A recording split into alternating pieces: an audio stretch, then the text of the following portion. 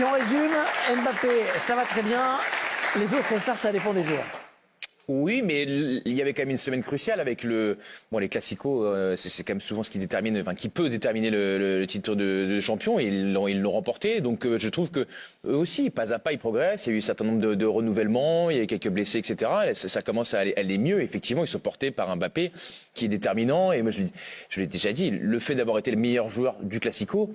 Moi, c'est ça qui m'intéresse. On sait qu'il marquera des buts toute sa vie, mais il y a des matchs qui comptent plus que d'autres. Et là, il l'a fait, donc c'est très bien. Donc que ça continue surtout, quoi. Et ce que j'aime aussi, c'est qu'on parle de Mbappé. On a parlé de Cherki Haaland, mais Güler, Mbappé, ça fonctionne bien aussi. Je veux dire, il y a quand même alors autour, ils sont pas tous bons, mais Güler, ça fonctionne bien quand même. Et semaine après semaine, c'est le patron du Real Madrid. On voit qu'il y a une vraie dépendance à Kylian Mbappé. Il tire les pénaltys. En tout cas, c'est le numéro 1 dans la hiérarchie pour tirer les pénaltys. Il l'a montré hier avec ce but face à Valence. Vous parliez lors de l'entente avec Arda Güler, justement sur ce deuxième but.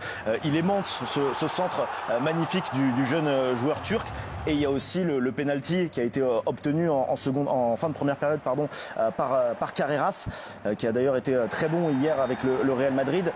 Il devait le tirer, il aurait pu inscrire un triplé et il montre que c'est le patron. Il le donne à Vinicius, même si Vinicius le rate. C'est quand même un joueur qui est à la recherche du soulier d'or et qui assume son statut. C'était une star parmi les stars. On a l'impression que là, il a vraiment pris le pouvoir. C'est la star et les autres sont un cran au-dessous. Le Real le met sur un piédestal. Oui, mais encore fallait-il confirmer par ses appels, par sa forme, par sa santé. Je trouve que l'arrivée aussi quand même de Javi Alonso, elle change beaucoup. On sent qu'il y a un collectif. On sent que Madrid est clairement en train de progresser et redevenir une équipe. Et quand on est une équipe, évidemment, après, ça sert aussi Kylian Mbappé. On le sent mieux physiquement, mais c'est l'équipe qui va mieux aussi. Il y en a un qui est carrément à la cave dans les stars qu'on a cités, parce que Bellingham, Rodrigo, Vinicius, tour à tour ont eu des difficultés.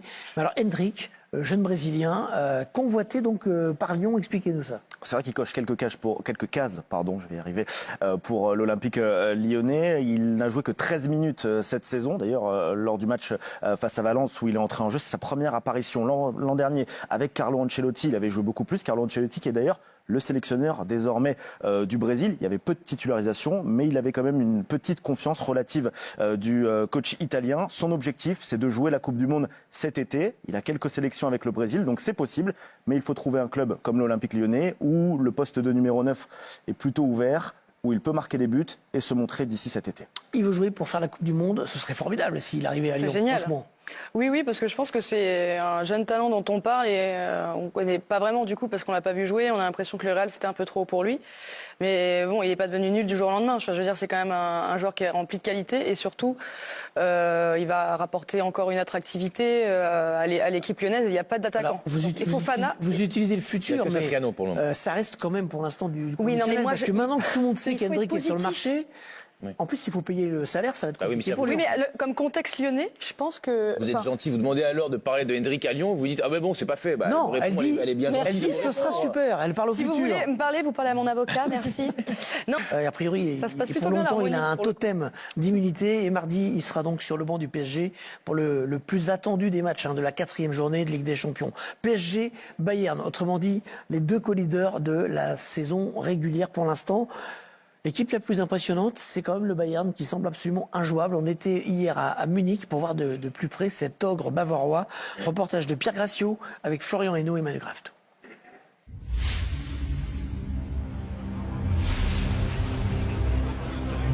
Il y a 5 mois, c'était le théâtre du plus grand bonheur des supporters parisiens.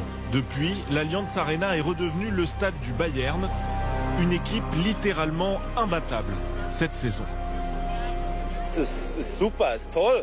Also wir gewinnen alles, wir hauen sie weg und alles und es macht Spaß, jedes Spiel einfach. Natürlich ist dieser Start dieses Jahr außergewöhnlich. Zurzeit läuft es fantastisch. Hier soir, le leader de Bundesliga reçoit Leverkusen, mais c'est bien le choc de mardi face au PSG qui occupe les esprits. Ich denke auf jeden Fall, dass es die besten Mannschaften jetzt gerade sind auf der Welt. Real und Barcelona oder so haben jetzt nicht gerade die Klasse, die PSG und Bayern jetzt zurzeit haben, aktuell. Es wird ein hartes Match, aber meiner Meinung nach, so wie Bayern München aktuell drauf ist. Pour faire les 3 matchs avec la même équipe, en ce moment-ci de la saison, c'est un peu difficile. Donc je pense qu'on a bien fait les choses et on a compris. Donc pour nous, ça reste aussi un beau défi d'aller affronter Paris. On savait que ce match à l'extérieur contre le PSG, c'était un match potentiellement difficile, très difficile même.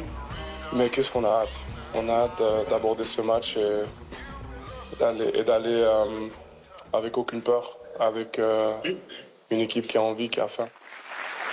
Nous aussi, on a hâte. Il n'y a pas que Vincent Kompany qui a hâte d'être à mardi. 3-0 contre Leverkusen. Ça a été emballé, pesé en une mi-temps face à Leverkusen qui en avait pris 7 contre Paris. C'est-à-dire combien PSG Bayern sera vraiment un match au sommet.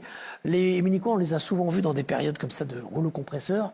Mais là, c'est plus un rouleau compresseur, c'est une broyeuse. C'est vrai que je pense que c'est l'équipe complète en forme du moment, que ce soit dans son championnat ou en Coupe d'Europe. C'est la plus belle équipe actuellement sur la régularité. Et après, c'est pour ça que c'est l'affiche. C'est Paris qui nous surprend.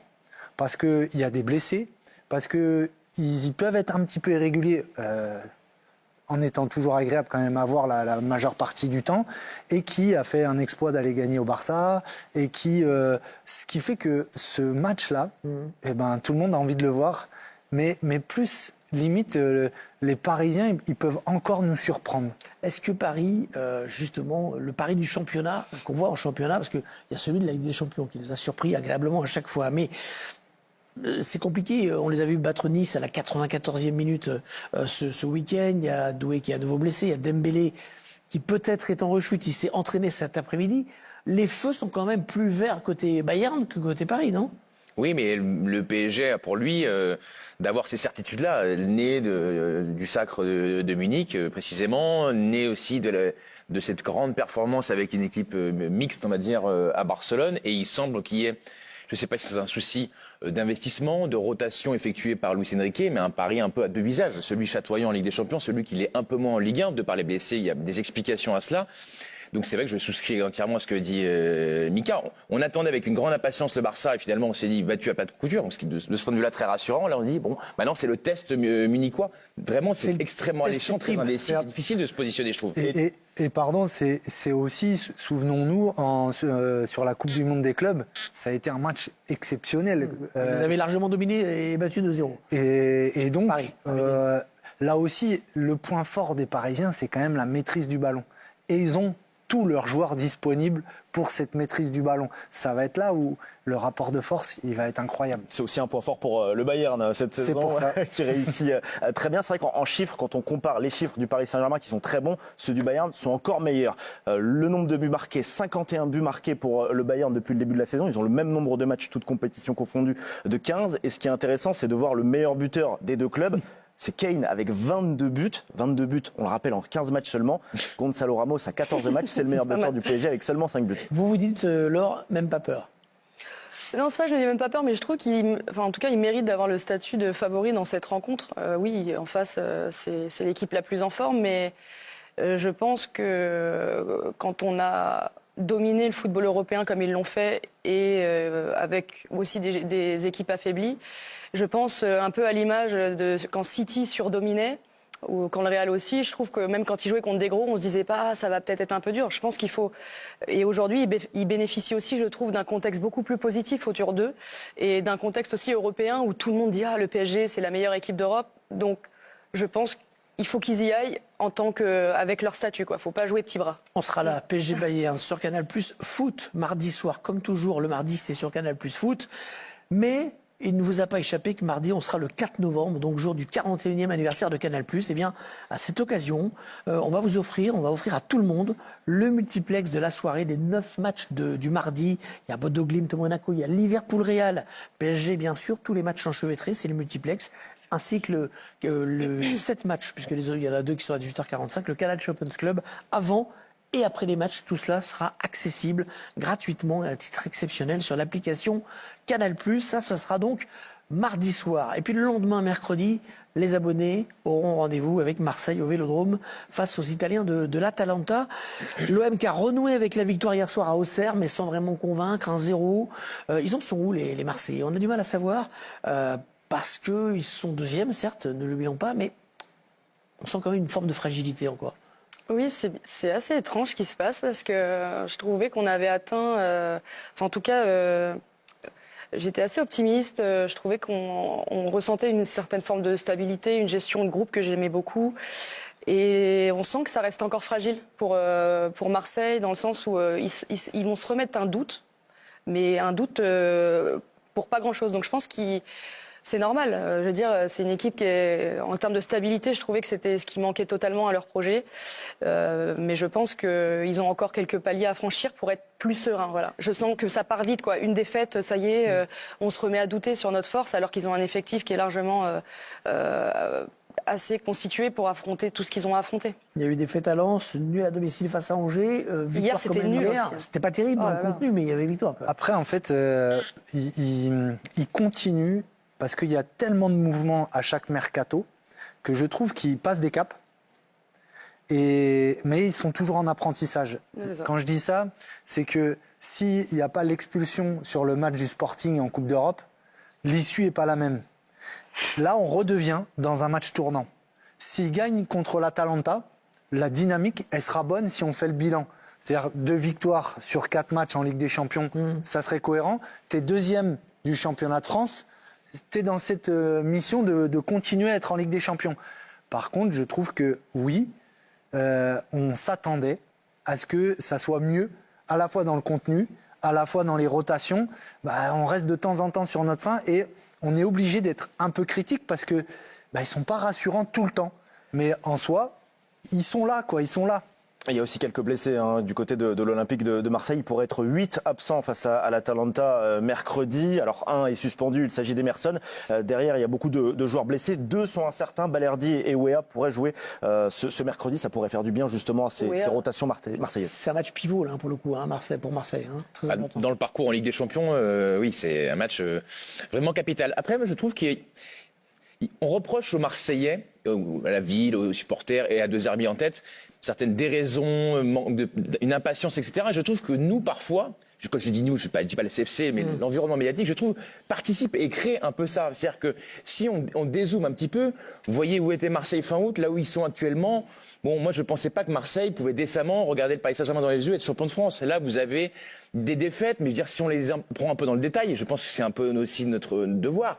Bon, vous perdez un match que vous aviez parfaitement maîtrisé la première période contre nos amis portugais. Moi, je pense que vous l'avez paumé parce que vous avez un joueur qui vous met dedans. Après, on peut dire le coaching de De Zerbi, c'était pas mal. Vous faites 20 très très bonnes minutes à Lens. Ok, un match dure 90, mais sur ces 20 minutes-là, vous en mettez 2. Et donc, je trouve qu'il y avait des éléments rassurants. Hier, effectivement, tu gagnes en étant pas bon.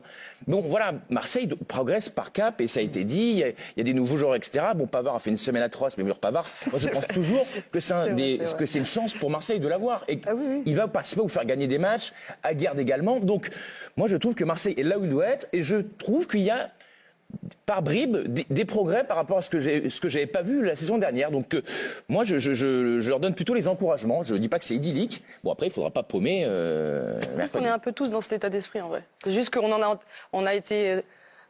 on est monté un tout. La fête commence, les gars. Qu'est-ce que ça fait plaisir de voir Fermin Lopez enchaîner. Qu'est-ce que ça fait plaisir de voir Fermin Lopez être décisif à quasi tous les matchs, que ce soit par la passe ou bien par le but. Les 3 derniers matchs de Fermin Lopez, c'est 4 buts, 2 passes D. C'est un joueur qui par moment peut certes avoir du déchet, qui par moment fait certes pas le bon choix. Et c'est un joueur qui fait les efforts. C'est un joueur qui a quand même un gros volume de jeu, qui joue avec l'agnac et qui joue avec son instinct. Ce qu'il faut pas oublier, les gars, c'est que Fermin Lopez, c'est un joueur qui n'a pas terminé de progresser. Et c'est là où moi, personnellement, ça me rassure. Je sens qu'il y aura cette fois-ci une vraie concurrence entre Olmo et Fermin. Le message à Dani Olmo est clair. Si tu veux regagner ta place de titulaire, tu vas devoir bosser. Si tu veux regagner ta place de titulaire, tu dois être décisif et régulier comme Fermin Lopez.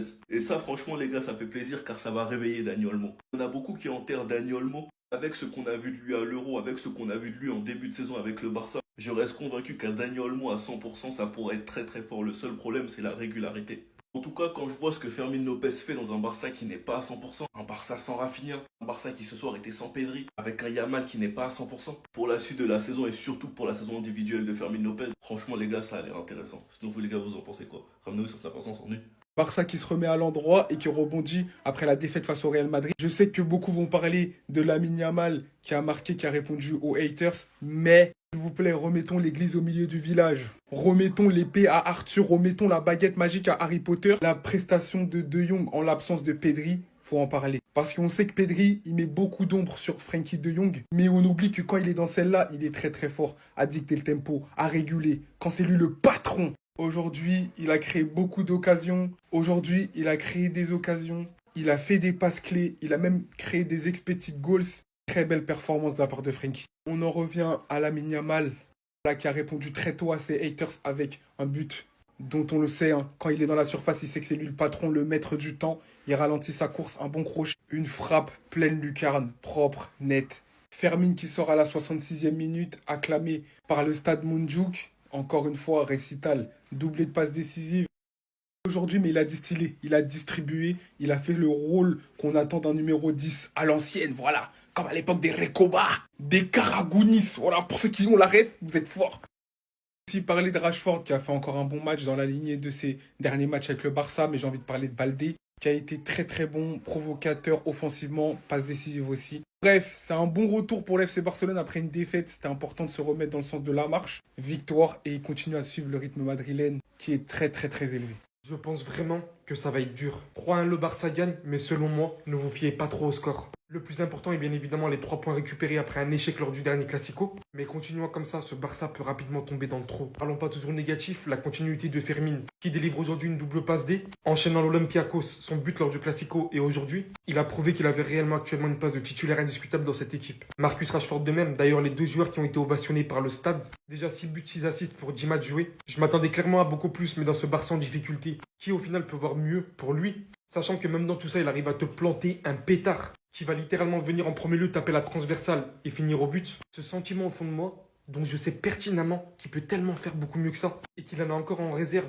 J'en dirais pas autant pour Lamine Yamal qui, malgré son but aujourd'hui incroyable lors des premières minutes, montrant le chemin à son équipe, ou après un incroyable travail de Baldé, Lamine Yamal réceptionne le ballon en surface adverse, prend tranquillement le temps de contrôler, vraiment très mature sur ce coup, prend le temps d'armer tranquillement, débloque le score pour son équipe, mais tout le reste du match, mis à part ça, Lamine Yamal, c'était pas le Lamine Yamal qu'on connaissait. Tout simplement pour l'instant, l'ombre de lui-même. On sait que sa blessure perdure, mais quand tu vois le contenu du match, il va falloir prendre une décision. Même niveau finition, etc. Le Barça manque tellement. Et je sais que c'est pas du tout à la hauteur de l'exigence des supporters.